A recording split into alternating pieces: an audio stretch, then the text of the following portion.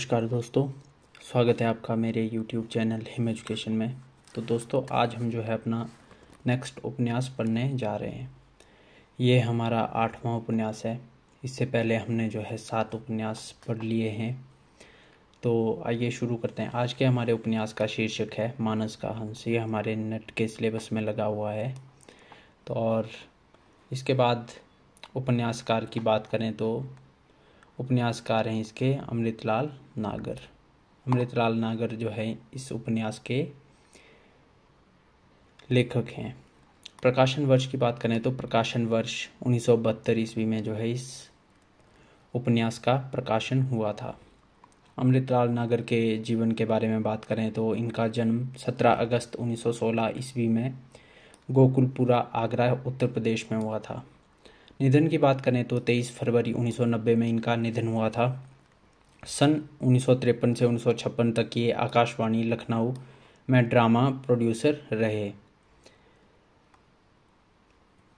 इसके बाद अगर बात करें तो चक्रपथ का संपादन जो है इन्होंने किया है। नागर जी ने मेघराज इंद्र व तस्लीम लखनवी के नाम से जो है भी लेखन किया है। तो ये याद रखना आपकी, मेघराज इंद्र और तस्लीम लखनवी के नाम से भी इन्होंने अपना लेखन कार्य किया है।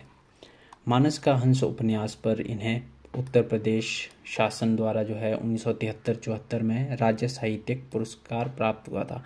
तो ये उत्तर प्रदेश सरकार की तरफ से इन्हें एक पुरस्कार भी प्राप्त हुआ था। 1981 की बात करें तो 1981 में इन्होंने पद्म विभूषण सम्मान से सम्मानित किया गया था। तो 1981 में इन्हें पद्म विभूषण पुरस्कार से सम्मानित किया गया था। इनके अन्य उपन्यासों की बात करें तो इनके अन्य उपन्यास हैं महाकाल।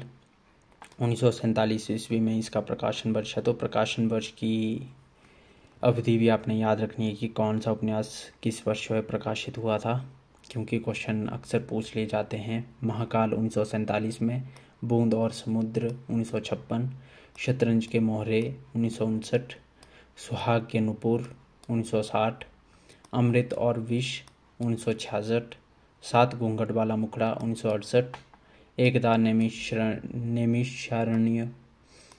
1972, नाच्यो बहुत गोपाल 1978, खंजर नयन 1981, बिखरे तिनके 1982, करवट 1985 और पीढ़ियाँ 1990 में जो है प्रकाशित हुआ था। इसके बाद उपन्यास के महत्वपूर्ण बिंदुओं की बात करें तो 1972 में प्रकाशित यह उपन्यास रामचरितमानस के रचनाकार गोस्वामी तुलसीदास के जीवन पर लिखा गया है। तो ये याद रखना है आपने कि इसकी विषय वस्तु किस के ऊपर है। तो गोस्वामी तुलसीदास के जीवन के बारे में जो है इस उपन्यास में बताया गया है। यह लखनवी अंदाज में लिखा गया उपन्यास है। इस उपन्यास में नागर जी ने धार्मिक, सांप्रदायिक, जातिवाद का वर्णन जरूर किया है, लेकिन इससे ऊपर उठकर इसमें हम मानवतावादी दृष्टि भी देख सकते हैं। इस उपन्यास में तुलसीदास जी का जो स्वरूप चित्रित किया गया है वह एक सहज मानव का रूप है, तथा यही कारण है कि मानस का हंस हिंदी उपन्यासों में क्लासिक का सम्मान पा चुका है। क्लासिक का सम्मान भी जो है इस उपन्यास को मिला है। इसके बाद बात करें तो यह एक ऐतिहासिक उपन्यास है। मानस का अर्थ क्या है इसमें? तो मानस का अर्थ की बात करें तो मनोभाव, मन में उत्पन्न संकल्प, मन के द्वारा या रामचरित मानस। हंस का शाब्दिक अर्थ, तो हंस के शाब्दिक अर्थ की बात करें तो आत्मा, अलौकिक गुणों से संपन्न मनुष्य, एक प्रकार के सन्यासी, शुद्ध आत्मा आदि जो है हंस का शाब्दिक अर्थ इसमें बताया गया है। इस उपन्यास में तुलसीदास का अंतर्द्वंद्व तत्कालीन समाज की मनस्थिति तथा रत्नावली की त्यागमयी प्रतिमूर्ति के दर्शन होते हैं। इस उपन्यास में जो है रत्नावली की त्यागमयी प्रतिमूर्ति के जो है दर्शन होते हैं। गोस्वामी तुलसीदास का जन्म 1511 ईस्वी में हुआ था, लेकिन दुर्भाग्यवश उनके जीवन के बारे में कोई भी अधिकृत जानकारी नहीं है। इसलिए अमृतलाल नागर को तुलसीदास की जीवन गाथा लिखने के लिए जो है जनश्रुतियों और लोक गाथाओं का सहारा लेना पड़ा। उपन्यास के प्रमुख पात्रों की बात करें तो उपन्यास के प्रमुख पात्र हैं तुलसीदास, केंद्रीय पात्र हैं ये। इसके बाद आगे रत्ना तुलसीदास की पत्नी है जो सौंदर्य की धनी है। इसके बाद अन्य पात्रों की बात करें तो पंडित दीनबंधु रत्नावली के पिता, मैना कहारिन बत्तीसों श्यामों की बुआ, नन्हकू मनकू, बकरीदी चाचा दर्जी, बाबा तुलसीदास से आयु में 4 दिन बड़े हैं। तो ये बकरीदी चाचा जो है एक दर्जी हैं जो तुलसीदास से आयु में 4 दिन बड़े हैं। इसके बाद बात करें तो पंडित गणपति उपाध्याय बाबा के पुराने शिष्य हैं, 68-69 वर्ष के हैं ये। तो हुलसिया पंडाइन की मुँह बोली ननद। संत बेनी माधव सोकर खेत निवासी शिष्य हैं, उम्र 50 से 55 वर्ष की है इनकी। रामू द्विवेदी काशी से आए हुए बाबा तुलसीदास के शिष्य हैं ये भी। अब उपन्यास के कथानक की बात करें तो तुलसीदास की आविर्भाव ऐसे समय में हुआ जब भारत प्राचीन संस्कृति से संभावित मुगलों के पैरों तले दबा हुआ था, अर्थात जब देश में संकट आया हुआ था, युद्ध चल रहा था तथा सत्ता का हस्तांतरण हो रहा था। तब तुलसी का जन्म हुआ। जन्म के समय माता की मृत्यु हो गई और पिता के द्वारा त्यागे जाने पर तुलसी का बचपन अभावों में ही बीता।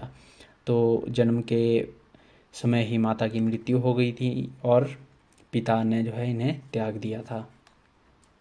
एक दाई जिसका नाम पार्वती है ने इन्हें पाला, लेकिन वह भीख मांगकर अपना जीवन यापन करती थी, इसलिए तुलसीदास का जीवन भी कुछ वैसा ही रहा।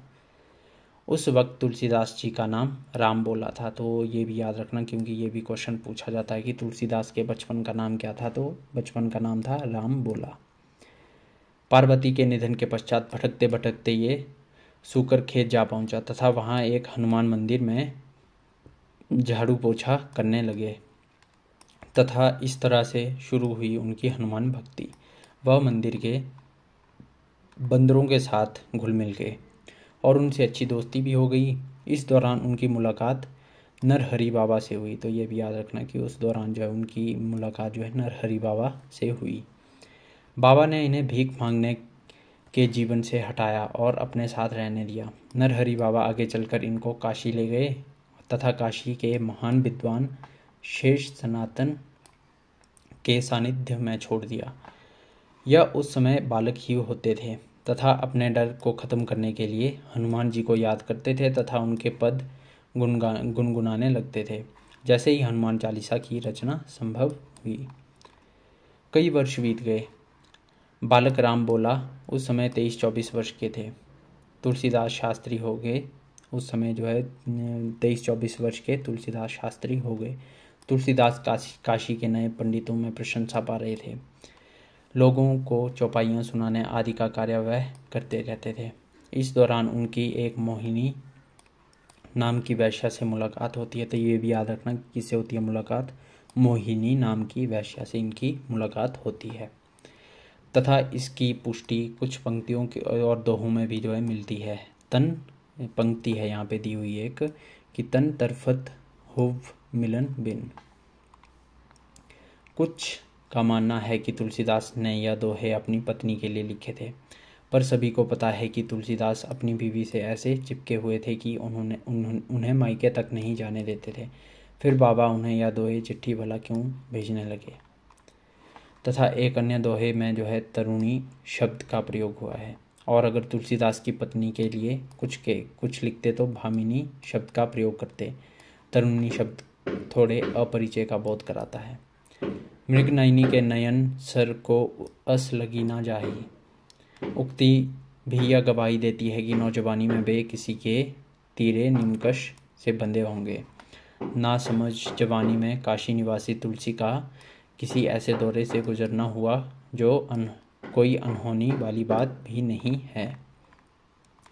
तुलसी बाद में मोहिनी का त्याग कर दिया। तुलसीदास ने जो है बाद में मोहिनी का त्याग कर दिया और राम भक्ति में वापस लग गए। बाद में तुलसी जी का विवाह पंडित दीनबंधु की पुत्री रत्नावली से हो गया। ये रत्नावली से अत्यधिक प्रेम करते थे। कुछ समय बाद उनको एक पुत्र की प्राप्ति हुई। एक दिन किसी बात पर रत्नावली अपने मायके जाना पड़ा और तुलसी ये वियोग सह नहीं पाए तुलसी और आधी रात को ही उमड़ती नदी को पार करके रत्नावली के पास पहुंच गए। उनको देखकर रत्नावली खुश बिल्कुल नहीं होती तथा ऐसी बात कह देती है जो उनके दिल को चुभ जाती है। तो रत्नावली उनके ऊपर एक व्यंग्य करती है। तो व्यंग्य क्या करती है कि स्त्री और पुरुष में यही तो अंतर है, नारी भले कामवश माता क्यों ना बने किंतु माता बनकर ही निष्काम हो जाती है, और पुरुष पिता बनकर भी दायित्व बोध भली प्रकार से अनुभव नहीं कर पाता। तुलसी को सब कुछ समझ आ जाता है तथा वे अपना घर परिवार हमेशा के लिए त्याग कर काशी चले जाते हैं तथा वहां जाकर वाल्मीकि रामायण को बांचने लगते हैं तथा वहीं पर इन्होंने रामचरितमानस की रचना भी की। एक दिन पुत्र के निधन के पश्चात रत्नावली तुलसीदास जी के पास आती है और उनके साथ मंदिर में ही रहने को बोलती है, परंतु तुलसीदास अब सिर्फ राम भक्ति में ही लीन रहने के कारण उनको साथ रखने से मना कर देते हैं। रत्नावली सब समझ जाती है कि वह उनसे कहती है कि जब मैं मरने को हूँ तो आप एक बार मुझे अपने दर्शन दे जाना। तुलसीदास उसकी बात मान लेते हैं। एक दिन जब रत्नावली की मौत का समय नज़दीक आया तो तुलसीदास जी ने वहां जाकर उसे अपने दर्शन दिए। तब रत्नावली बड़े सुकून से मर सकी। अब उसे अपने पति पर गर्व था। रत्नावली की मृत्यु के 1 साल बाद ही तुलसीदास जी की भी मृत्यु हो जाती है। अब कथनों की बात करें तो प्रमुख कथन इसमें है कि मैं प्रीति को बढ़ाना चाहता हूँ पर प्रतीति क्यों नहीं होती। तुलसीदास का कथन है, भगवान श्री राम के लिए कही गई बात है ये। उपन्यास में तुलसी के जन्म से लेकर के मृत्यु तक जो जीवन चरित्र प्रस्तुत हुआ है वह इतना सजीव, तर्कसंगत तथा सुसंबद्ध है कि कदाचित ऐतिहासिक दृश्य न होते हुए भी वह पूर्णतः यथार्थ बन जाता है। गोपाल राय का कथन है ये। हिंदी कथा साहित्य में भले ही प्रेमचंद कथा सम्राट माने जाते हैं, लेकिन उनके गोदान की टक्कर का कोई कालजी उपन्यास अगर कभी ढूंढा जाएगा तो समीक्षक निश्चय ही मानस का हंस स्वीकार करेंगे। ये डॉक्टर योगेंद्र जी का कथन है। टूटी झोपड़ियों के बीच में अकेले महल की कोई शोभा नहीं होती है। वह अपनी सारी भव्यता, कलात्मकता में क्रूर और गंवार लगता है। मानस का हंस पृष्ठ नंबर 374 में जो है ये कथन कहा गया है। नागर जी की यह टिप्पणी समाजवादी व्यवस्था के प्रति उनके दृढ़ आग्रह को दिखाती है। तुलसी की टिप्पणी कि ढोल गंवार शूद्र पशु नारी सकल ताड़ना के अधिकारी पर रत्नावली सवाल भी उठाती है।